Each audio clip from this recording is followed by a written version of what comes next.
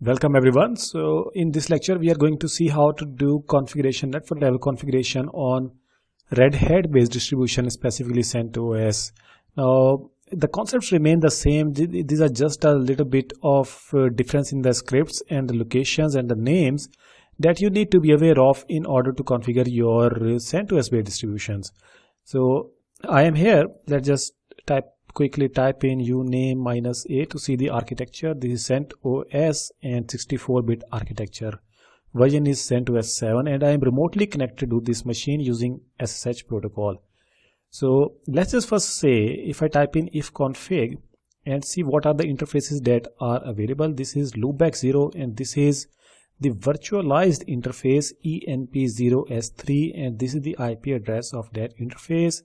And also we can see that its flags which is up, which states that the interface is in working condition. Also you can type in route -n command over here as well to see the routing table, and we can see that indeed we have got the default route via this interface. Now if I also show you the scripts where we need to change the configuration in order to make it work.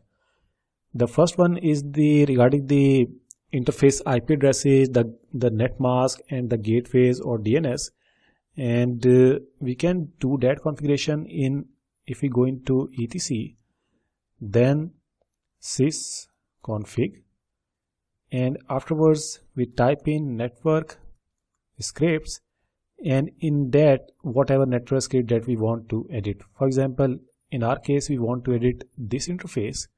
So I type in this interface, I just copy paste and I do the edit. Now I'm in the read-only mode at the moment because we need root privileges to edit it. I just wanted to show you that is the type of the Ethernet and the important configuration. These are IPv6 related parameters and these are the DNS settings that I have configured. This is the IP address. This is the important field that you need to remember. The net mask is given in shape of prefix. So this 24 means is 255.255.255.0, and this one is another IP address that I have configured on it. So this interface is having two IP addresses, but let's just forget about this one. Its prefix is also the same, and we can also see the gateway address and some other IPv6 related configuration. Now we can see that DNS configuration over here, and we had also seen the same type of configuration that we did by typing in DNS name servers in Debian based distribution. But before that, earlier versions of Linux, and it's been like maybe 4 or 5 years or maybe more than that, I do not recall correctly, but I think it's been around good 5 years now. Before that, how did we used to define the DNS servers? Well, it was not there in the interfaces configuration. It was a file, and let me just show you that. It was a file in etc by the name of resolve.conf, where we used to define the name servers, and you can see that in CentOS it is already there, but these I have not defined. These have been generated by this network manager, which is a service running on this CentOS box, and it has taken those settings from the file that I have just shown you.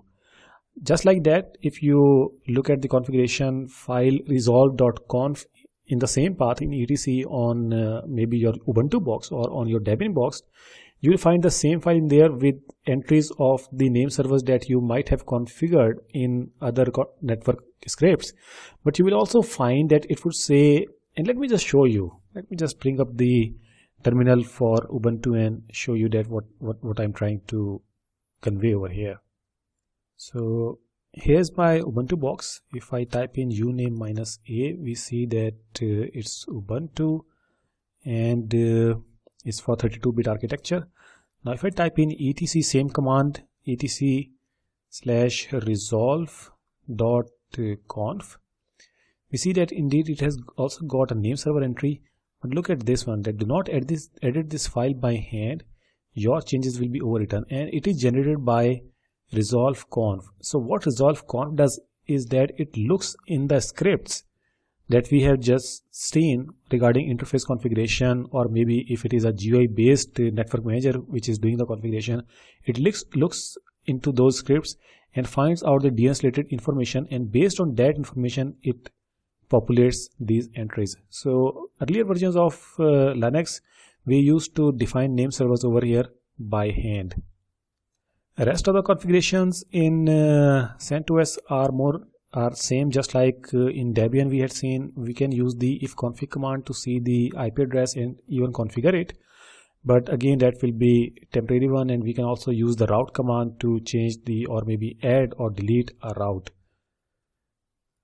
And we can also use the if up and if down command over here as well to bring the interface up or down. If I type in sudo if down and the name of the interface, which is enp0s3, and just hang on for a while.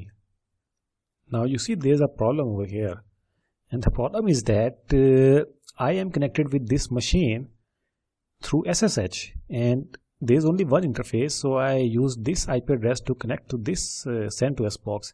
Now if I bring down this interface, I will lose my connectivity, so definitely I do not want to do that. Now what I can do is that just to show you that how this command works and whether it works or not, what I can do is that I can do multiple commands in one line, and I can type in semicolon, and then let's say I type in sleep for 3 seconds, that after this command gets executed, sleep for 3 seconds, and then again execute the command which is if up and the same interface name enp0s3. So hopefully once this interface goes down, it will wait for 3 seconds and then interface will come back up. So at least we'll not lose the connectivity to this machine, or even if we lose it, I'll still be able to again open up the SSH connection. If I do not do that, then I'll not be able to connect to the machine. I'll need to reboot it to get myself in.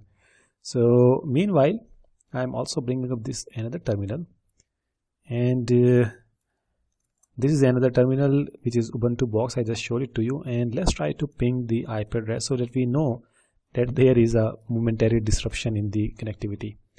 Now I'm here, and our purpose is to bring down the interface and bring up the interface using if down and if up commands.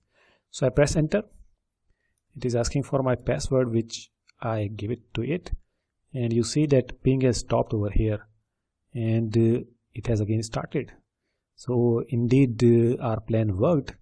We were successfully able to bring down the interface. You can see over here that it got disconnected, and then connection was again established successfully.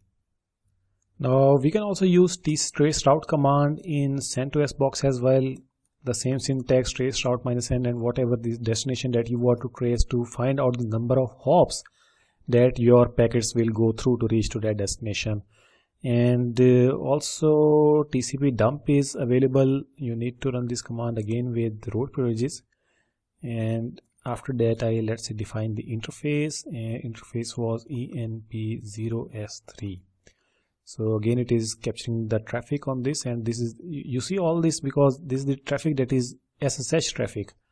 So the packets that are going from my host machine to this virtualized machine based on this SSH, so there was a big flow of packets that you just saw. Now once you configure your basic networking on your Linux box, and you may not be able to get the traffic out or may not have the required connectivity, then first and foremost step is to check the IP addresses. Make sure that the IP addresses or the planning that you have done beforehand to, or maybe your network guys have handed over you the IP addresses and the net mask or the gateway related information. Ensure that you have put in the correct information in the correct configuration scripts. After that, also make sure that for browsing purposes or for kind of resolving of the IP address, or resolving of the names or the domains to the IP addresses, make sure that your DNS setup is working correctly. So that pretty much covers the configuration, basic configuration that is required for your understanding as far as bringing up the Linux machine up and the requirements of the LPIC 1 certification. I hope you have learned how to configure it on Debian and CentOS based environments, and I would like to thank you for viewing.